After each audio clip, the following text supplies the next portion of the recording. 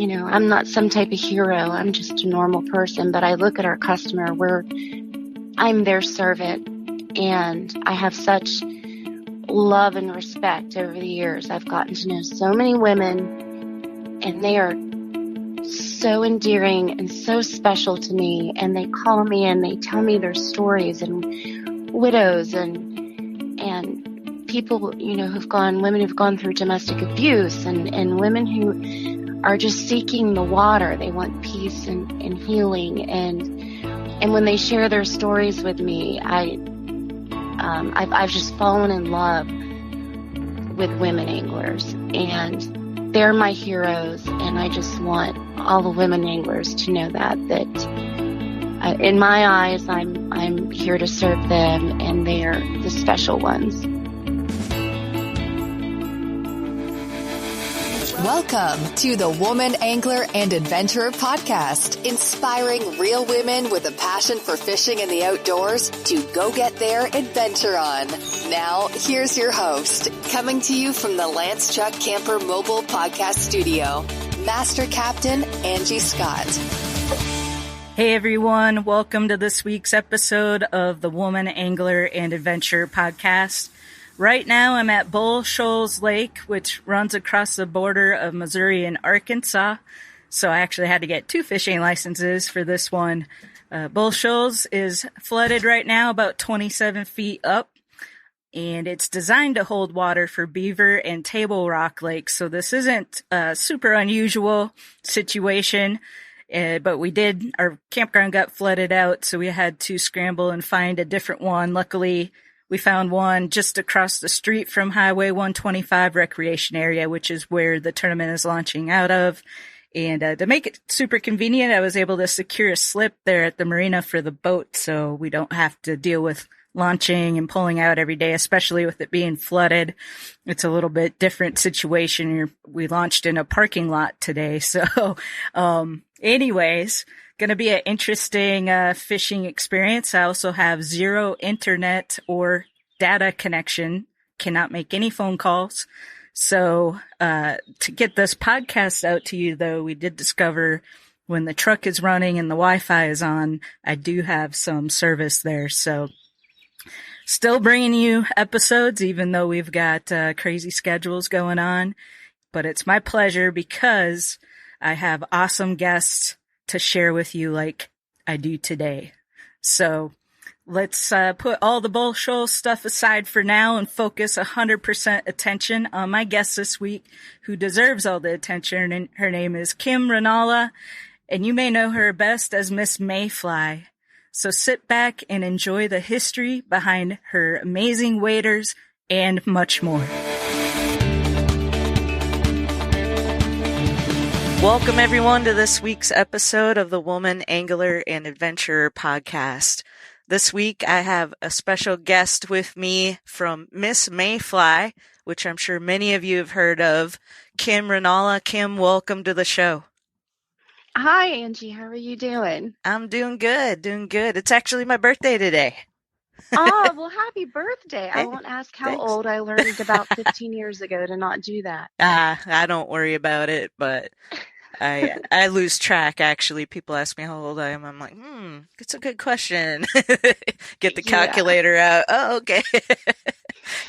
Yeah. So, after a certain point, you quit remembering what age you are. Exactly. You're as young as you feel, so that's right. Well, I wanted to kick this off by just, talking about how you got into fishing and, of course, the story of creating Miss Mayfly.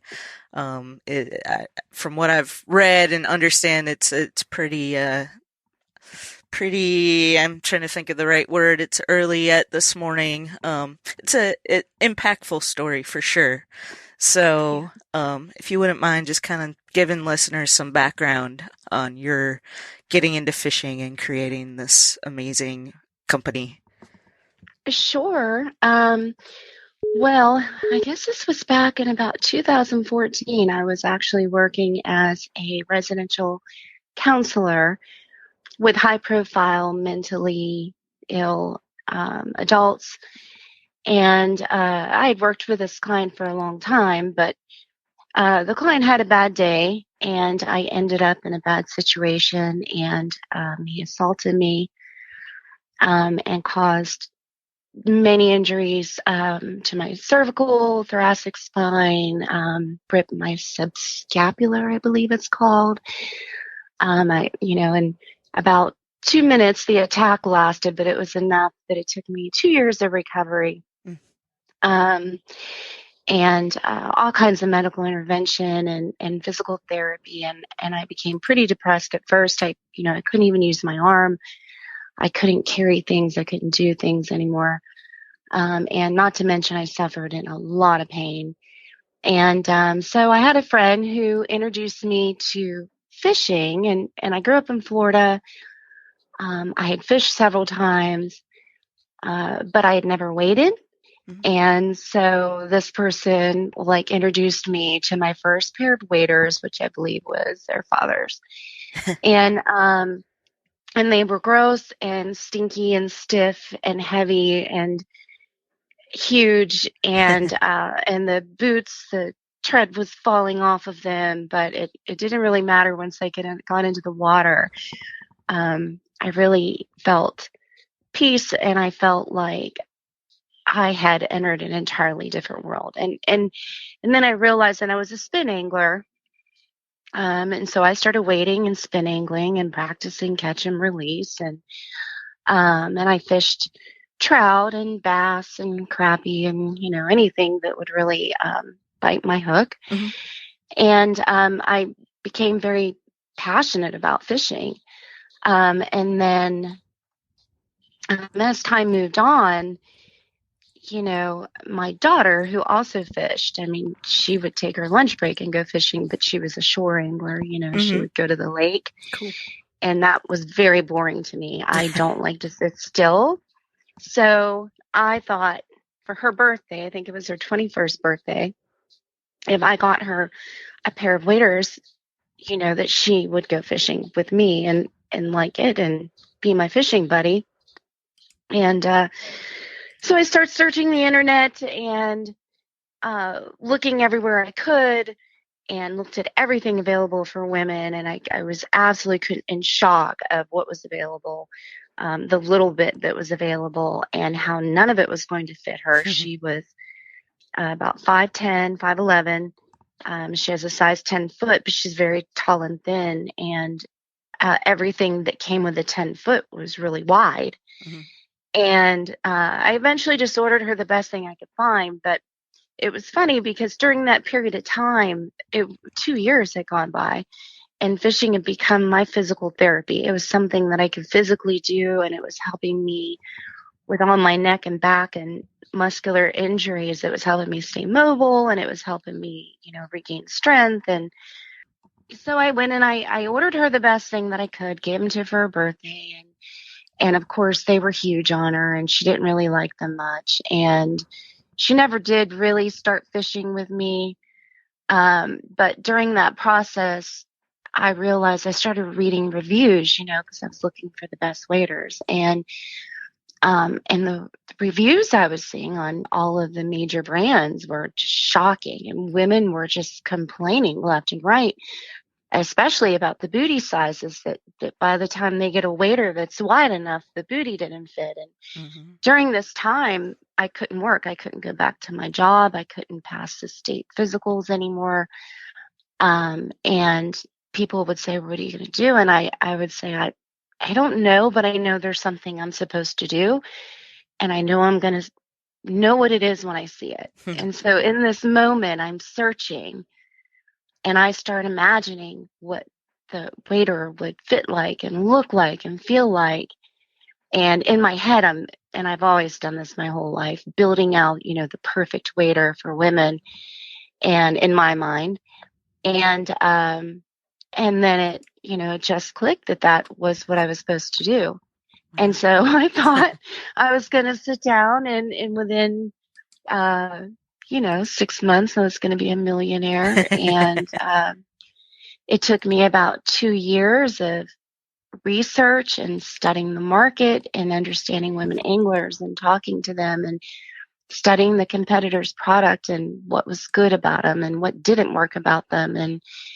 And I just sat at this table and I didn't leave my house. And I was lucky enough that, I was on workman's comp, which really isn't that lucky because, oh my goodness, I was getting a third of my pay, but as a single mom with 3 children still at home. And so it was a very hard time for me. But so I decided I was going to make this wader, and I sat down and I drew one up, and then I needed help with the sizing. And the more I read, I realized that sizing needed to be inclusive. And the more I worked numbers, the more I realized that I didn't want to leave anybody out. And and studying the market, I learned that was 67% of women are a size 14 and over. And these products at that time didn't fit over a 14. And so women were having to buy men's gear. And by the time it fit their width, it was 8 foot tall and had a size 14 foot. And so I sat down and I kept thinking there had to be a better way. And I actually paid a designer, in the Pittsburgh area. And I said, I need your help with this sizing. I had sewn, I had done all these things. I was really good at math, but I had never, worked with clothing design before. So she took about 7 months, and I said, I just want a size chart that works for women. And these are like the kind of sizes I need. And I need them scaled and da da da da da. She came back with one set of with a size chart, and in that size chart, I compared it to women that I'd taken measurements of, and none of them would ever fit in a wader. And some of these women were very thin and petite, and they still weren't going to fit into the wader's size chart that she came up with. And so I went to her and I complained, and I said, well, this isn't what I want. This doesn't work. And she said, if you don't like it, do it yourself. And so I ordered college design books. I studied every clothing design for different types of body that I could possibly study. And I took months to come up with a sizing chart. And in this process, it started to evolve because I said, we need a wader that fits our feet, our height, and our width at once, and not just one or the other, right? And so it started evolving, and I was like, we need, waders by body type. And so I create this sizing chart, and I take it back to her, and I said, okay, now I need production measurements, which finding a factory was fun, but I need production measurements. And so after a few months, she brought me back one size production measurements. And I said, but it doesn't match any of my sizes. And she said, if you don't like it, it was actually a competitor's product. She ordered, measured it out, and said, here you go. And I said, well, I'm not making that wader. I'm making a Miss Mayfly wader. So anyway, at the end of the day, I finally, she tells me, if you don't like it, go home, do it yourself. And I spent months, and I'm telling you, I didn't do anything. I didn't even fish. I didn't see friends. I didn't leave my home. I didn't shower half the time. I would shower every couple of days, and I would literally go to sleep because I'm working these series of numbers and their patterns. And every time I would go to stop, I would have to start it over again, And so I worked these patterns and numbers. I came up, initially we had 12 sizes. And I came up with the measurements for these 12 sizes and then created Miss Mayfly. Nice. Yeah. And then about a year later, I needed to I got, a first run, proved my concept, and saw how well they fit everyone. And then I needed an investment. So, I couldn't mass produce without an investment. So I did a partnership deal with Ranger Outdoors. And then we became a real fortified company. Well, I see compliments on these waders all the time on different women's Facebook groups. Anytime somebody asks a question about finding waiters or recommendations, there's always a bunch of people that jump in and start recommending Miss Mayfly. So you've definitely done something right. Oh, well, thank you. Thank you. That's super humbling, by the way. This week alone, I think, I've seen at least 4 posts of women just talking about Miss Mayfly, and I'm absolutely humbled by that. And people always say to me, "Oh, Kim, I'm not some type of hero. I'm just a normal person." But I look at our customer, I'm their servant, and I have such love and respect over the years. I've gotten to know so many women, and they are so endearing and so special to me. And they call me and they tell me their stories, and widows and people, women who've gone through domestic abuse, and women who are just seeking the water. They want peace and healing. And when they share their stories with me, I've just fallen in love with women anglers, and they're my heroes. And I just want all the women anglers to know that in my eyes, I'm here to serve them, and they're the special ones. Well, I can definitely relate with what you're saying, since I started this podcast and we're over 200 episodes in, and sharing stories of all these women that I'm sure many of them we've crossed paths with, because once you get into the industry, it starts to feel kind of small, everybody kind of knows everybody. And I absolutely can relate to just having a passion for getting to know these ladies and their amazing stories. And so you saw a need, you fulfilled it, and obviously, people love it. So, talk about some of the other features other than the sizing, that is incorporated into these waders. Well, right now we have the chest wader, and then we have the wading pant. And they're both made out of so first off, the sizing is super important. And we fit up to about 64 inches in girth, from very petite, thin women to our tall, to our, women who have 64 up to 64 inches. And then for anybody who doesn't fit into a wader, we also will do custom waders for them. And we don't really earn any extra profit off of a custom. I don't like to, what is that called? Shrink it and pink it. I don't want to put on make women pay more. I feel like it's our responsibility to provide waders that fit women. And if we can't, then we do everything we can to make sure that they get one at the most reasonable price we can give them. So the fabric is the second part of the wader that is really important. It is a flexible fabric, and we've just improved. We had our initial fabric, which had to be changed during COVID, simply because of fabric shortages and issues in production. And so we finally got that back, and I've made improvements to that. So I reinvented the membrane on it, and the membrane is super silky and comfortable.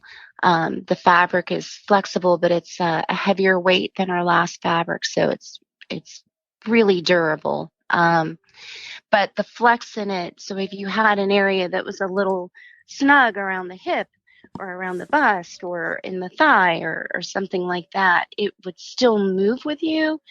And I like to explain it and I have men who call me up all the time asking me fabric questions because they want it to be Gore-Tex, And I tell them, at the end of the day, women have different needs than men. And when men walk, they don't have much sway. They're pretty straight. When they sit, they just sit, right? They don't need their waders to flex.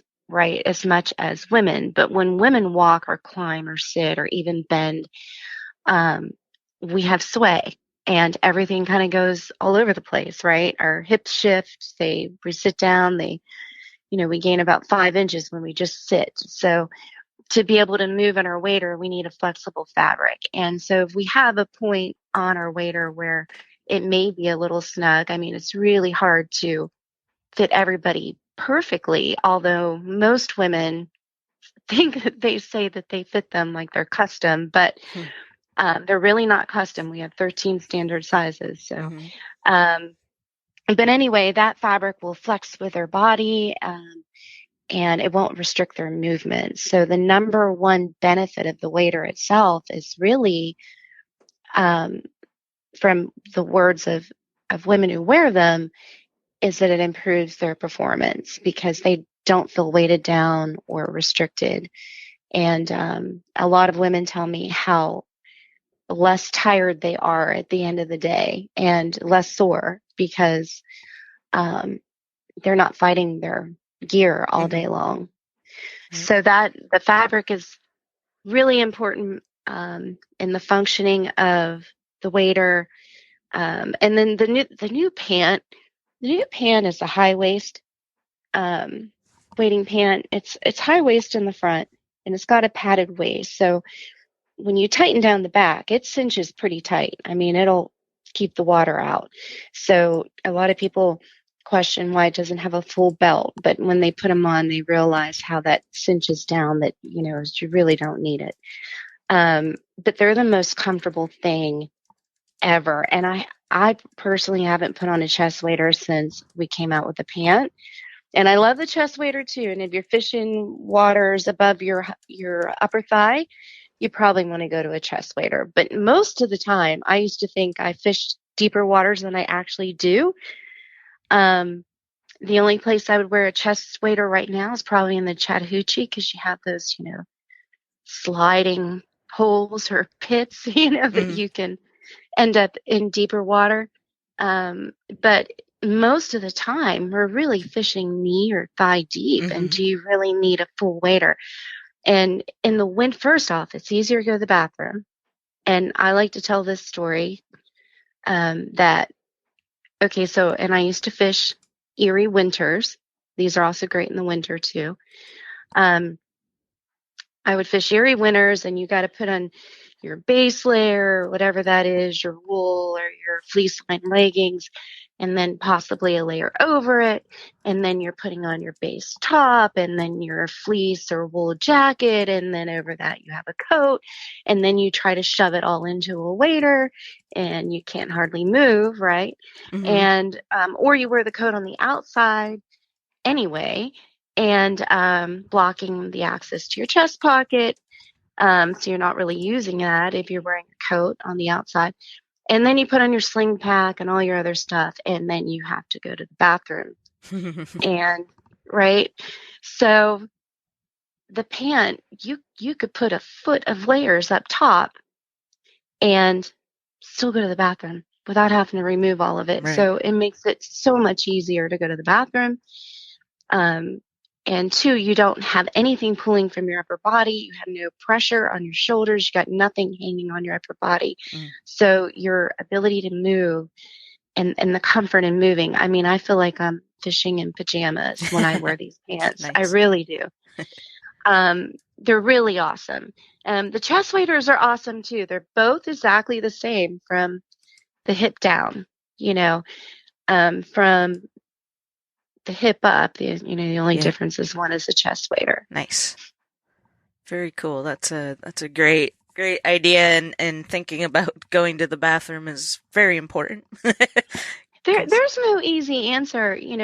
There's so many patents that have been done on ways to make a wader accessible for the bathroom for women, and it just isn't feasible. And I've had people bring up ideas to me like they want a zipper through the crotch area, and I'm like, well, that waterproof zipper is actually about 3 inches wide.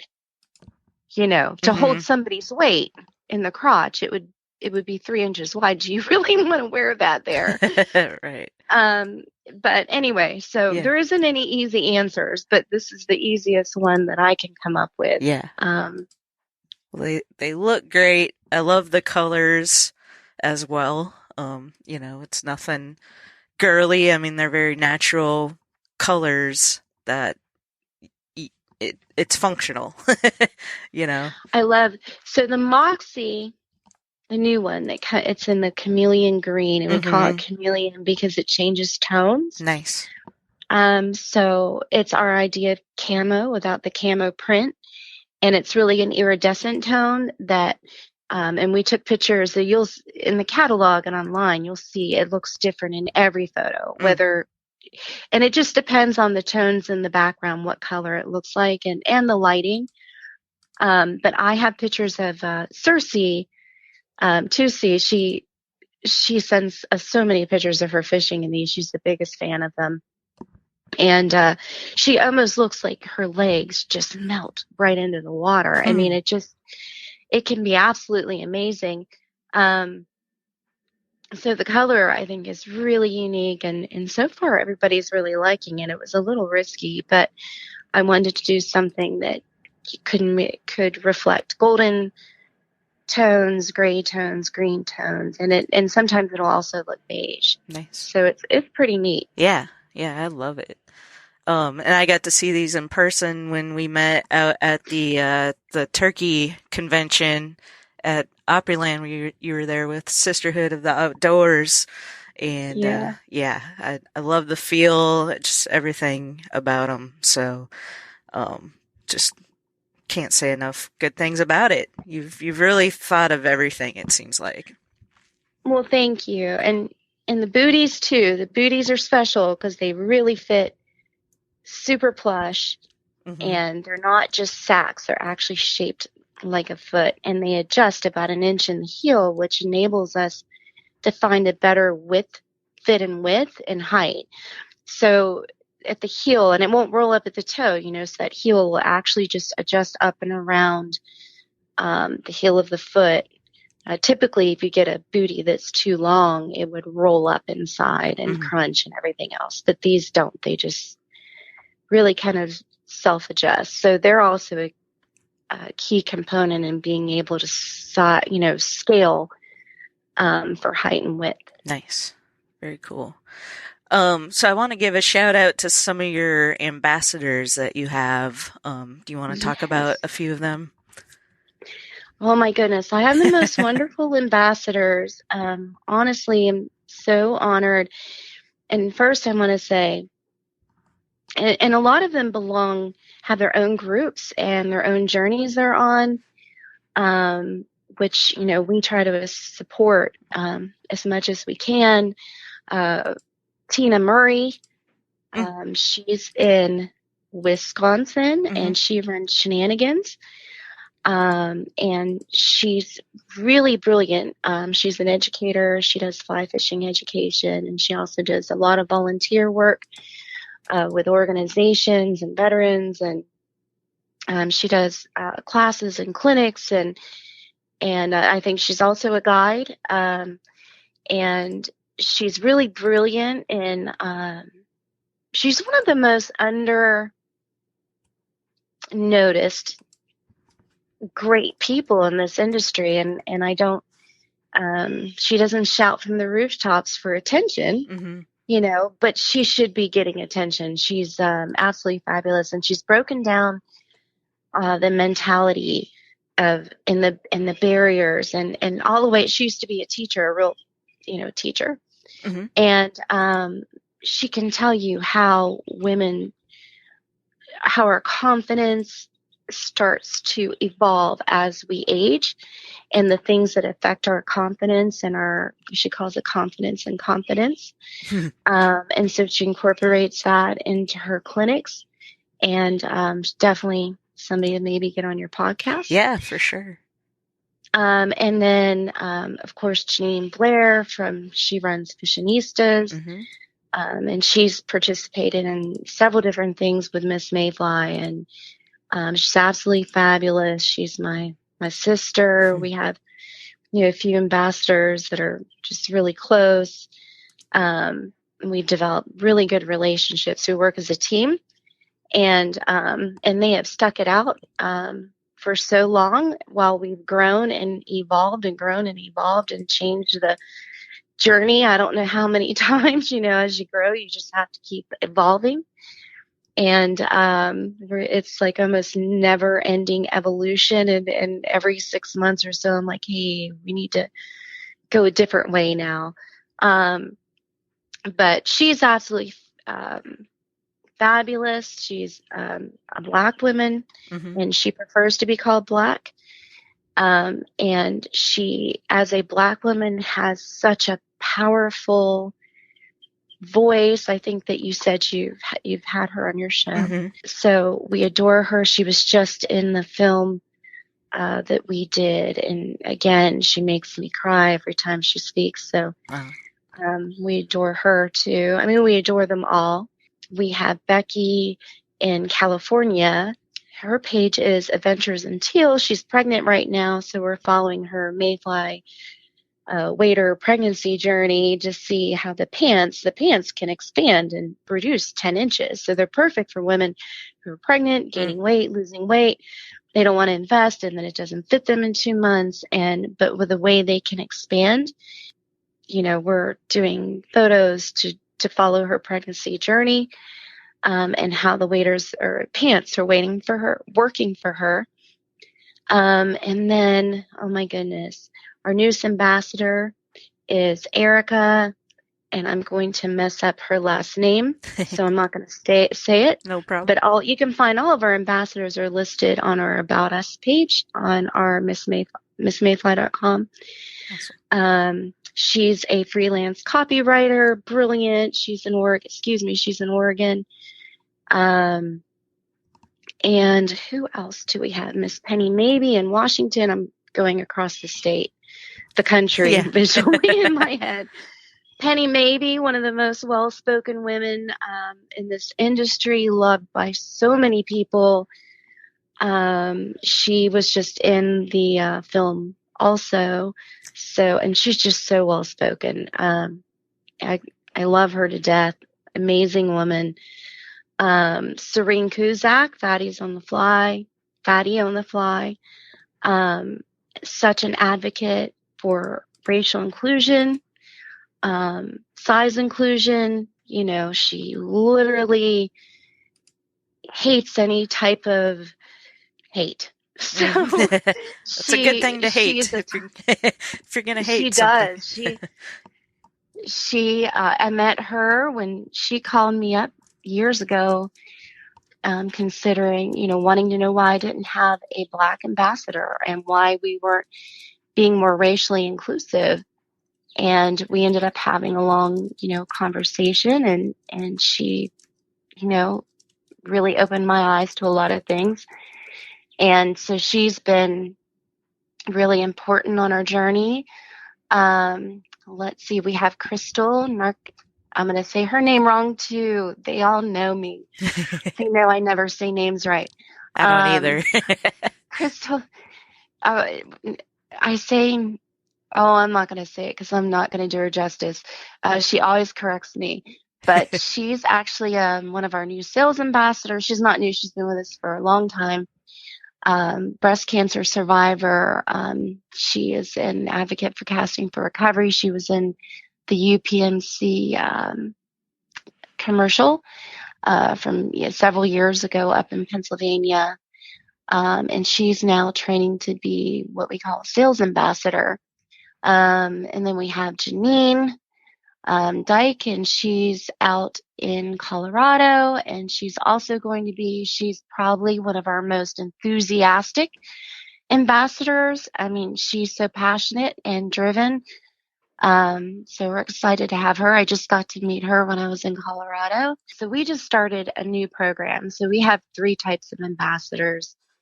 Level 1 ambassadors are really just social media ambassadors, people who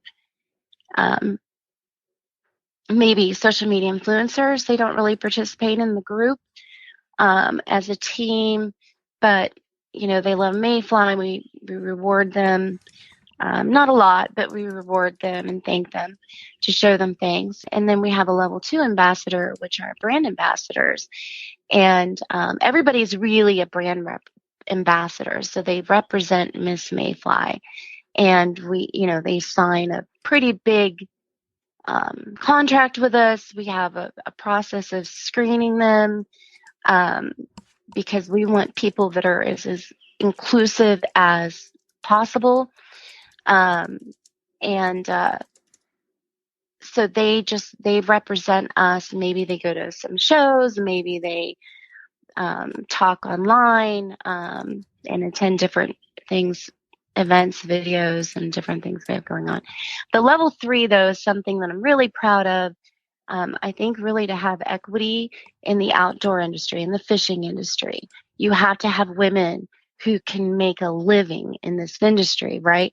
And although this is getting better, if you just went back 5 years ago, there weren't very many women being able to earn a living in the fishing industry. So as of to date, I am unaware that there are any sales reps in this country that are female, in the fishing industry that are female. So we've created a sales rep program where they're ambassadors, but they're learning to take over dealer accounts.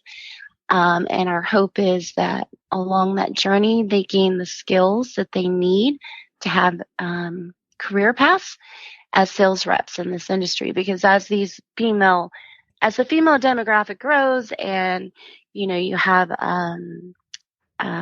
new companies and new brands that are made for women, maybe they need a sales rep. And so those sales reps are Janine Dyke in Colorado. We have Jessie DeWright, and she's here in Tennessee. She's a state park ranger. She's my snake expert, my animal wildlife person. And she's absolutely wonderful. And she's also training to be a sales ambassador. Cersei, saltwater angler. She also is a freshwater angler. She travels to Belize a lot. Pretty jealous of or envious of her Belize trips. But she's an excellent angler. I mean, she's an absolutely fabulous angler. She does a lot for women in this sport, and you'll see her picture a lot all over her Facebook because she just fishes so much. And I've got to fish with Cersei, and literally, we're all standing around casting, and Cersei's like, "Bam, got a fish," like just one of those people that just throws a line down and brings it up with a fish on it, and it totally blows my mind, and I just look at her and I admire her a lot, but she's just an awesome person. Nice. Very cool. I need to have all these ladies on the show, it looks like. Oh my gosh, they're all so special. They really are so special. They make me cry because they're just special. So yeah, I hope we can give them all the love we can because they deserve it. Absolutely. Great that you have so many great women representing the brand and on the flip side, supporting them as well. So that's love companies that do that. And I think it's super important. Obviously, you want people out there representing your product, using it on a regular basis in the field so they can give you feedback as well as, promoting it to other women who are looking and need something like this. So yes, and we are also going to be, usually in November, we open up our brand ambassador program and we accept applications, and there is an application process, because it really helps us match somebody who will work well with the team. But we're looking for somebody in Michigan, Utah, across the Midwest. We really got to get our reach into the middle and West Coast states. So we're going to be, if anybody's ever interested in that, tell them to email us and ask us for an application. We may not make a decision right now, but we will hold them for when it opens up. Gotcha. I'll put a link to the website, of course, in the show notes for this episode, missmayfly.com, so super easy. And wanted to touch on, because you mentioned a couple of times now the film, and you recently were in Colorado. Can you tell us a little bit about that and that experience? So last year, it was about a year ago, we were contacted by a media outlet called Miss Mayhem, and they wanted to do a short film. The Madison, who was the editor for Miss Mayhem, was an angler, and she wanted to talk about women's journeys in fly fishing, and she saw some inadequacies, some barriers through her own experiences, and she wanted to investigate them and really, connect with women across the country to see, what do we experience. And so they came out, and several of my ambassadors were able to be here. Cersei was here. Penny Maybe was here. Janine, luckily, was down in Georgia, so she came up. And that's Janine Blair. And then Amy from Sisterhood of the Outdoors came up, and we went fishing in Tellico, and we did interviews. And honestly, we had no idea what this film was going to be. We had no idea how this was going to turn out, what they were going to use, what they weren't. We knew that some of it was about gear and some of it was about safety. But they did the film premiere. It was about 2 weeks ago in Denver, and I flew out. And Penny was there. Our new ambassador, Janine Dyke, was there. Penny came, and then Dylan from She's Fly, and April Archer from Cerebella. So I was like in this group of amazing, amazing women. And it was just, first off, is there anything more special than women anglers? Like when they walk they could be complete strangers. Mm-hmm. They walk in the water, and they do these photo shoots all over the place, right? And these women don't know each other, and they're like, well, I'm not that great, and I'm not either. And then all of a sudden they put on their waders, and they walk straight, more confident, and yeah, let's go get this, and then they get in the water.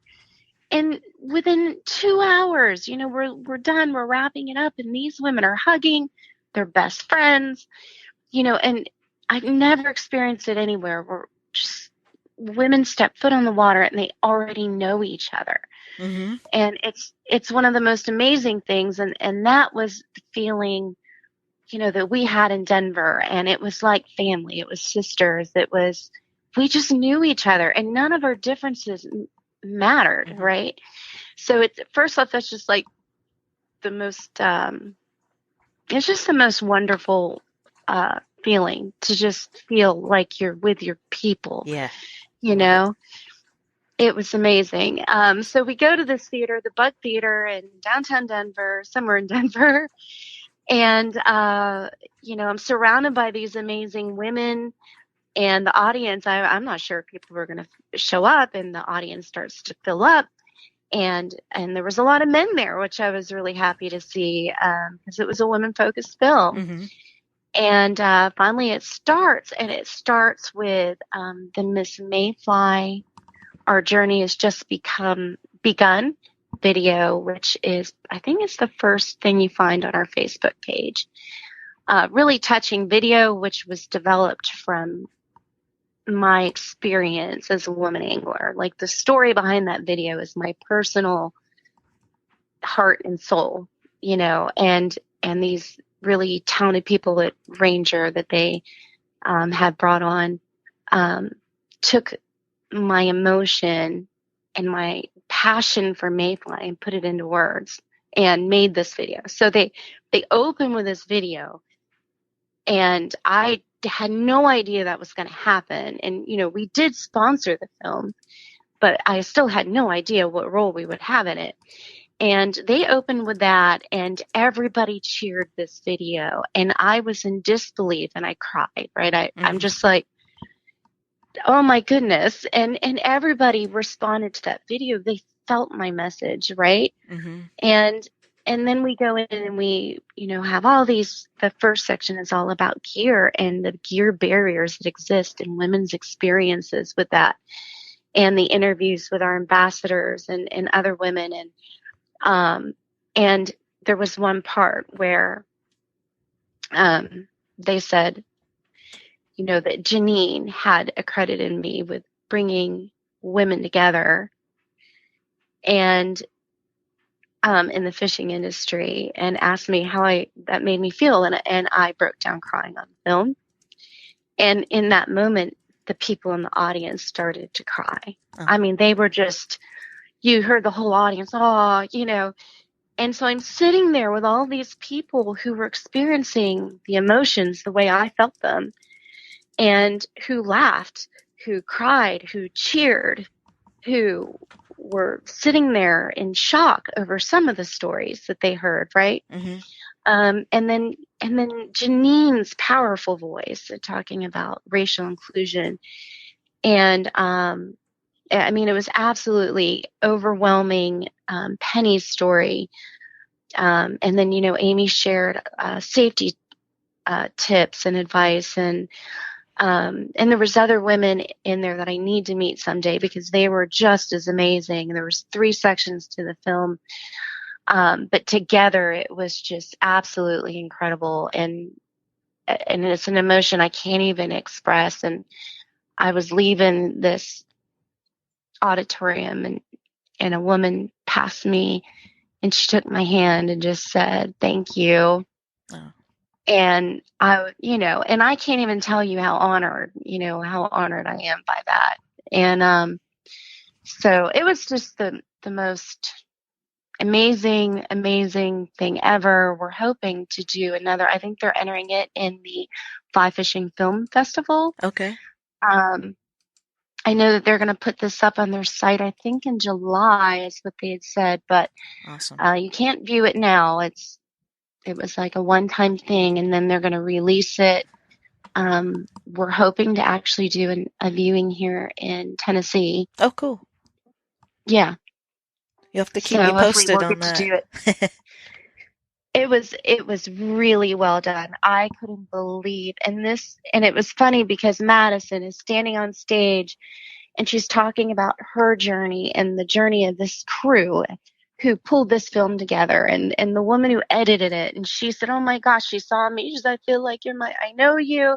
I spent hours watching your interviews, and I'm so excited to meet all these women."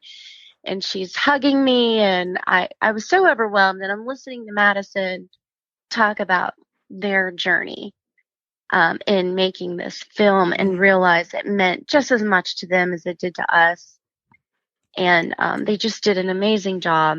It was, I don't even know what to say about it. It's awesome. Special. I love that. I can't wait to see it myself, so I'll look forward to either if they do something in Tennessee and I'm able to make it, or seeing it when they put it up on the website. It sounds like it was very, very special, and I can kind of relate. I had my first kind of experience with just getting together with a random group of women that I didn't know earlier this year. Actually, Jen Ripple connected me with this Academy Sports and Outdoors women's retreat down in Jacksonville. And cool. That was in January. And so it was some of the ladies that work for Academy, and then a couple of their influencers, media, a couple ladies, Chris Woodward from Sport Fishing Magazine, and myself with the podcast, and the photographer, the videographer. A lot of them, I wouldn't say a lot, but some of them had never even fished before, really. And so it was just so cool. And I've featured about all of them on the show now at this point, and listeners are probably sick of me talking about this experience, but it was just so special because it was like nobody knew each other, yet we felt like we all knew each other, Isn't it? And it was just such a good, laid back, relaxed, fun experience. It's absolutely amazing. I mean, women absolutely amaze me when they get together, and you just become, and it's all over sharing the love of fishing, Yep. the barriers they face, the challenges, the stories I've heard from women. I mean, and what they've done to just participate because they love fishing. It it's it's so inspiring to me. Yeah. So yeah, but I absolutely love anytime I can get together with women. And I didn't always feel like that. I didn't start off in life being, in love with and I do call them sisters, right? Mm-hmm. They're my sisters. They're my people. Right. And I didn't start off that way. I used to be insecure. I used to had low self-esteem. I mean, long ago, I learned how to overcome that. Um, I used to, the petty and competition and jealousy stuff and all of that, in my younger years, that when I started fishing, it just disappeared. And it does, it gives you this bond with women that is so much stronger than any of those other insecurities that women can face, and I always like to point out, I do a lot of talking about barriers, and I do a lot of talking about safety and challenges. But the goal in that is not that we scare women out of fishing, right? The goal of that is that we find solutions, right? We provide education, which I'm going to do something really great with Bo Beasley, who does the fly fishing shows in Virginia and Texas. The one is Wine and Waders, and the other one is the Texas Brew Fest. I think it's Brew and Fly Fishing Festival.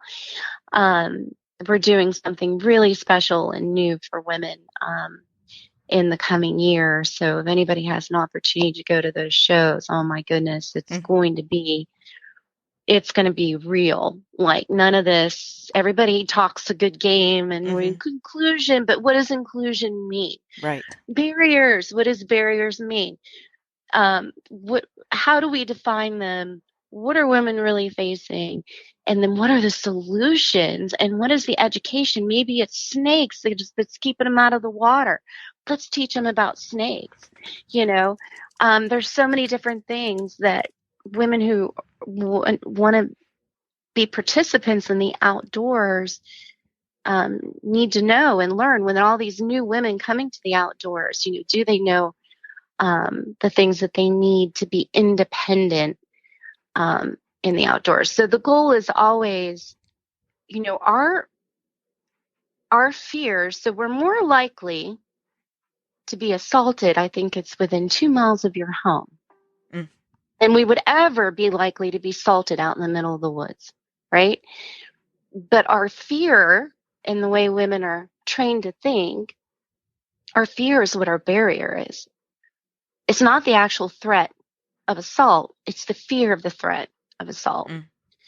So overcoming those fears, finding solutions to barriers, equipping women with the tools that they need, the education they need, and the confidence they need to be independent. And I'm one of those women.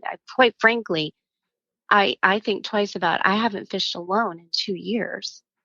I'm scared to. And, I don't pack a gun and everything else, and I just go with people. So women like me maybe don't get to fish as often if we don't have somebody to go with us, or maybe we don't have the right weapon or the right survival equipment, or, the things that we need to get into the water and be safe independently. So I've really been studying on all of this stuff, and we're bringing together a full educational series that covers all of these things, which I'm not going to give away all of them, but it's going to be a really cool thing too. Awesome. Well, I've really enjoyed this conversation and learning about the waders and how you got into it. And I want to talk about your fishing adventures, but I think we'll have to have you back on the show. Yes. Yeah, I know we didn't get that far. I have some great fishing stories. And I am now a fly angler. And before we hang up, I want to say, I was very afraid to start fly fishing because I was a spin angler. Mm-hmm. And it was pressure of the industry. Once I started Mayfly, I was like, I have to learn how to fly fish. Right. And so I did. And it's so much easier than it appears to be in the movies. So it's absolutely obtainable. I definitely recommend it. Awesome. Very cool. Well, thank you so much for taking some time out of your day to have this conversation and be on the podcast. I can't wait to share it with everybody. And we will definitely keep in touch and keep me posted about the film as well. And we'll have to have you back on again, like I said, to talk about your fishing adventures. Thank you so much for having me. I look forward to the next one because I do need to share some fishing stories. Can't wait. Wouldn't be a real angler without them. Right.